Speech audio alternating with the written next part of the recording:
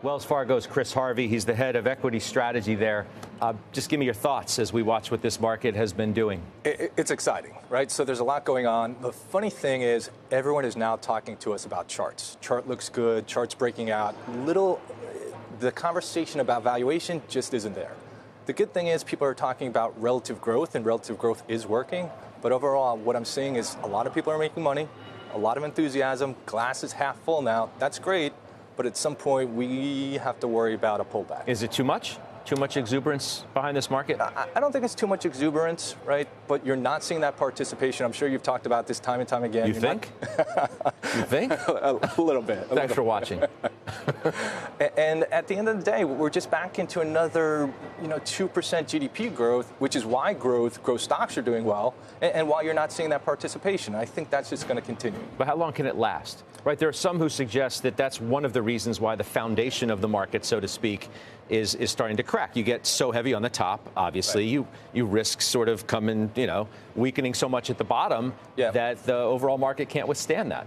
So I would worry more about the market. We do think at some point you're going to get a pullback, right? And you want to be positioned a certain way. But at the end of the day, until we see credit spreads start to widen out, right? Until we see inflation numbers going higher, and until we start to see this buy strength, sell weakness start to turn, things will be okay for now. Once we get through earnings season, the macro starts to take over. Maybe that's another story.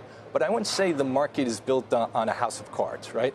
The economy's fine, credit spreads are tight, and overall the fundamentals are up. So then obviously you'd be overweight U.S. equities.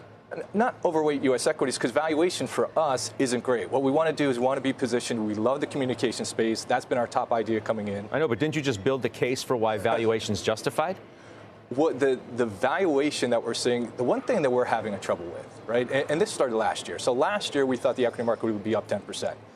We were directionally right, but it was high, even higher than what we had expected, right? And why was that? That was, or what we think it was, is the market is now discounting not 12 months into the future, but 24 months into the future. And it's still doing the same thing. And that's tough for us, right?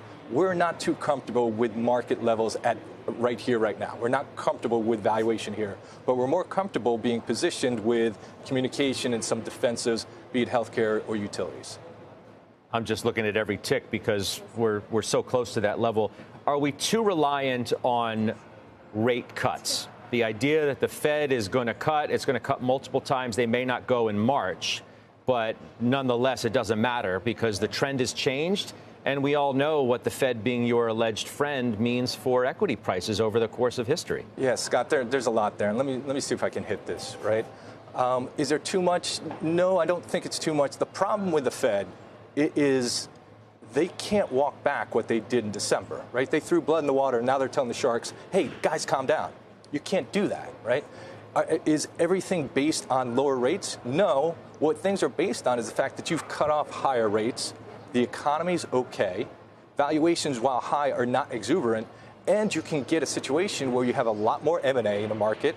And if the GOP starts gaining in the Senate or in some of the Senate race in GOP, you'll start to see a more market-friendly approach, and that could get things high. What's the principal risk beyond valuation at this particular time, then? Because that seems to be the thing that worries you more than anything else. So I think the principal risk is, can you get inflation down? And if you can't get inflation down, or we get a high inflation print, we'll get things repriced. Again, what we're seeing in the marketplace, and what scares me, is you have this buy strength, sell weakness. That's great. Momentum is the dominant theme at this point in time. But when that turns, when there's a point of inflection, it's sharp. It's very sharp, it's very quick, and it's pretty nasty. So you're worried about the possibility that the Fed's going to have to surprise and do something they don't want to do, which is potentially hike? Yeah, I don't really say what the Fed's going to do. It's the data. The Fed's going to follow the data. And one of the things that worries me is that this Fed pivot, there's a paradox here.